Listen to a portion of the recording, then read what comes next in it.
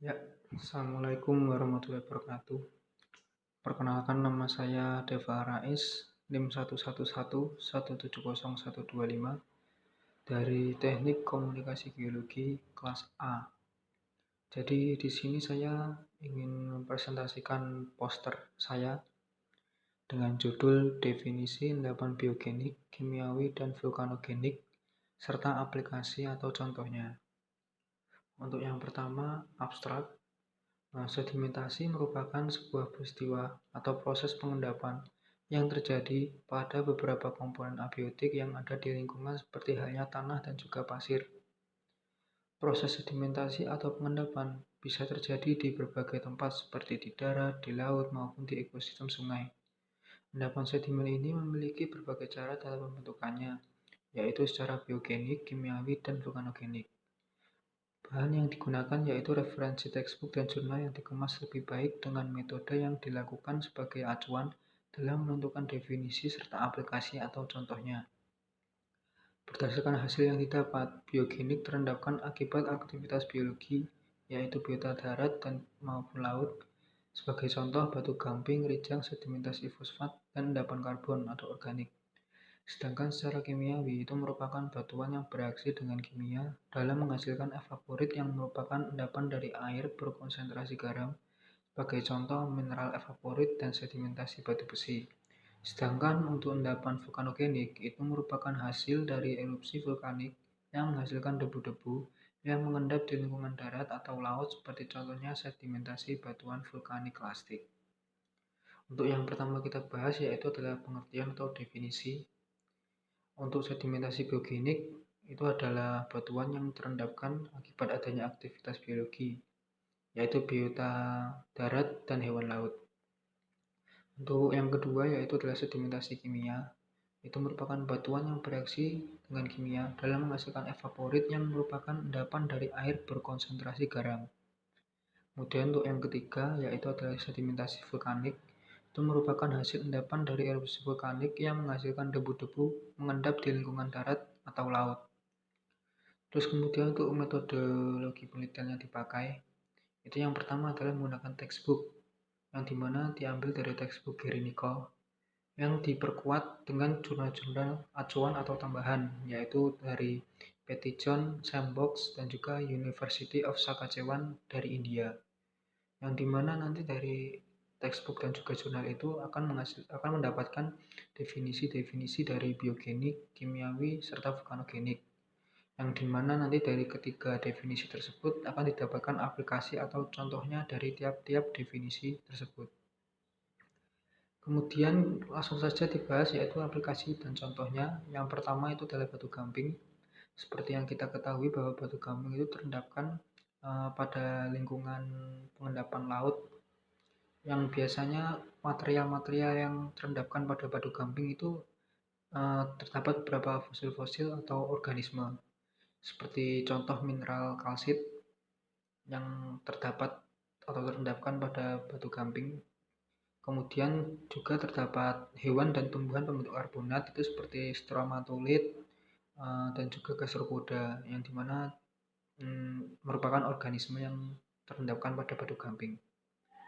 Kemudian yang kedua itu adalah mineral evaporit, yang dimana biasanya sering ditemukan dalam batuan sedimen, bahwa pembentukan mineral evaporit itu terjadi akibat adanya reaksi kimia dan mengalami penguapan. Seperti contoh, mineral-mineral evaporit itu adalah gypsum, anhidrit, dan juga halit. Kemudian yang ketiga itu adalah sedimentasi fosfat. Jadi untuk sedimentasi fosfat itu biasanya mengandung kandungan fosfor yang biasanya ditemukan di endapan laut dangkal di paparan benua. Nah, untuk fosfor sendiri ini dapat dilihat dari adanya nodul. Jadi nodul itu terendapkan akibat adanya organisme-organisme yang juga terendapkan.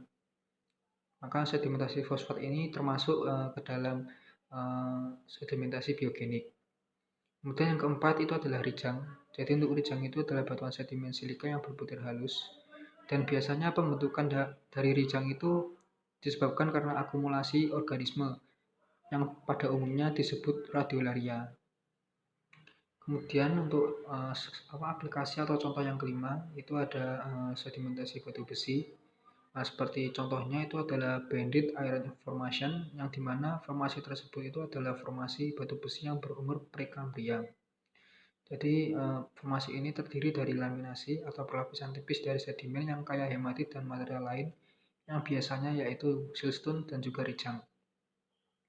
Kemudian untuk sedimentasi batu besi ini berbeda dengan rijang yang nomor 4. Nah, untuk yang nomor 4 kan terbentuk dari organisme, sedangkan sedimen batu besi ini kumpulan dari beberapa material seperti rijang dan juga siltstone, yang dimana terdapat penggabungan atau akumulasi senyawa-senyawa kimia, sehingga sedimentasi batu besi ini termasuk ke dalam sedimentasi kimiawi.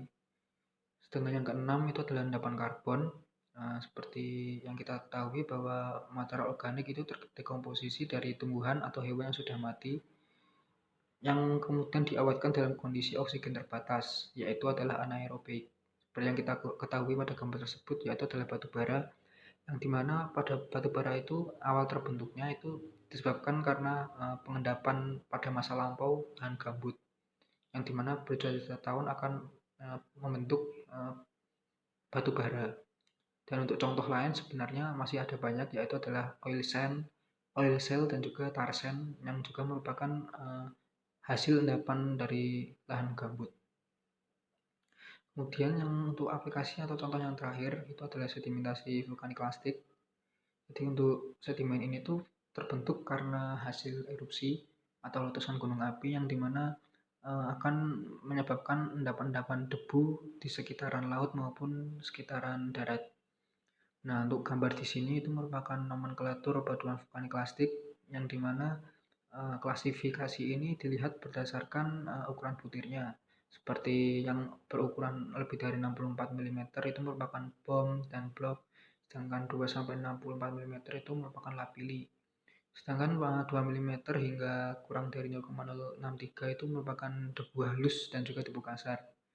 Dan kemudian gambar segitiga ini merupakan klasifikasi dari Petty John untuk penamaan batuan-batuan vulkanik lastik atau piroklastik yang terbentuk karena adanya letusan gunung api atau hasil erupsi.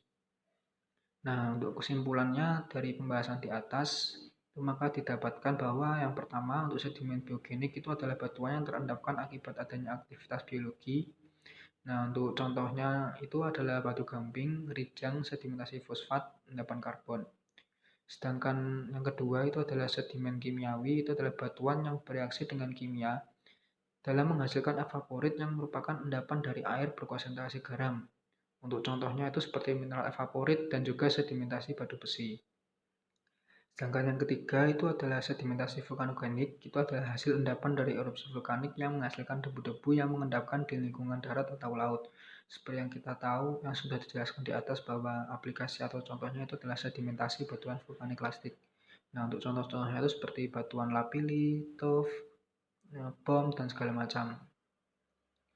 Nah, kemudian untuk yang terakhir itu adalah daftar pustaka yang dibahas pada poster kali ini. Itu diambil dari beberapa textbook dan juga jurnal. Itu antara lain adalah Sandbox dengan judul Sedimen Biogenik, Kimia dan Vulkanogenik. Kemudian ada Gary Nichols, Sedimentology and Stratigraphy, Petty John, Sedimentary Rock, dan kemudian University of Saskatchewan, Chemical and Biochemical Sedimentary Rocks. Nah, mungkin untuk pembahasan presentasi poster pada kali ini, mungkin itu saja yang dapat saya sampaikan. Dan semoga pembahasan ini bermanfaat buat teman-teman semuanya. Dan sekali lagi apabila ada kesalahan saya mohon maaf. Terima kasih. Wassalamualaikum warahmatullahi wabarakatuh.